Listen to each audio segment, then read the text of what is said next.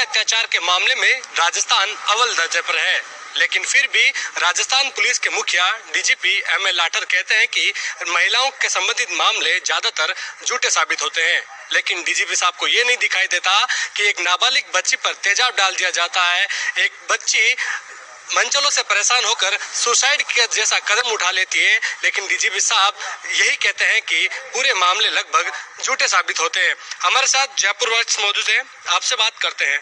आप नारी हो, बैकऑफ जानते हो कि किस तरह से जब बाहर निकलते हो आप घर से, क्या महसूस कर पाते हो आप?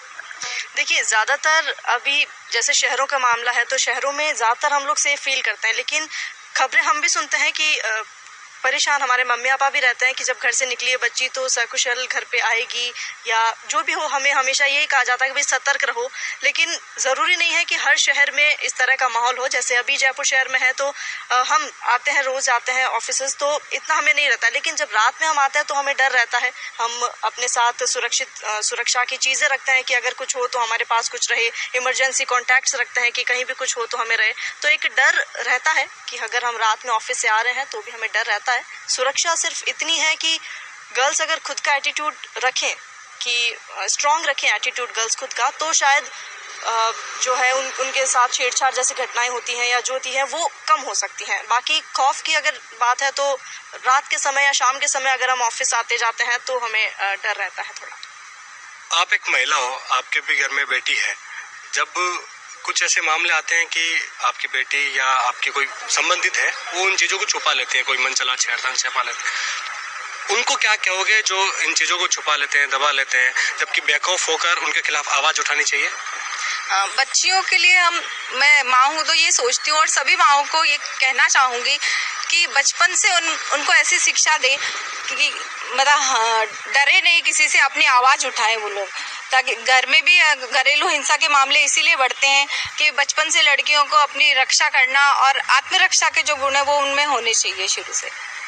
आत्मरक्षा के गुणों से आप क्या मानते हैं कि जब आप बाहर निकलते हो तो कुछ सेफ्टी की ऐसी चीज़ें रखो ताकि ऐसे जो मन चले छेड़छाड़ करते हैं उनको सबक सिखाया जा सके? राजधानी में ऐसे कई केसेस बढ़े हैं कि महिलाओं पर और युवतियों से साथ छेड़छाड़ की चीज़ें।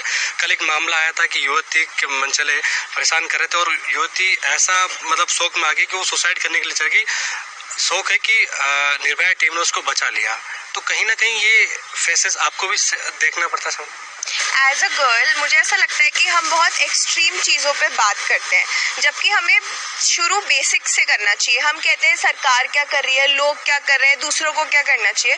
We should start with our own Holmes.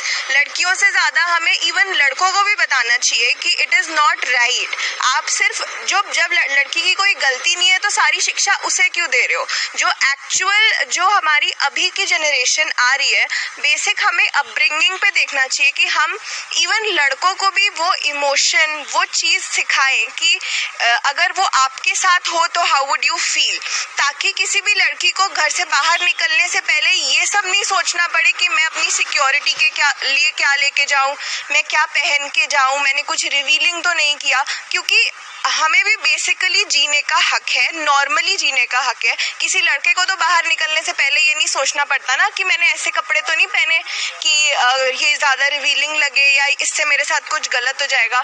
तो जो बेसिक राइट्स है वो घर से ही चालू होने चाहिए। अब ये है इनकी पीड़ा, लेकिन जब आप कहते हो कि ज़्यादातर मामले झूठे होते हैं, जबकि ये आपके सामने तस्वीर साफ है कि किस तरह से जब बाहर निकलते हैं तो इनको मंचलों का सामना करना पड़ता है। ये अपनी आवाज़ मुखर कर रही है, जरूरी है इनको पुलिस सुरक्षा की। कैमरामैन गिरीश के साथ विशाल सर, माय इंडिया न्यूज।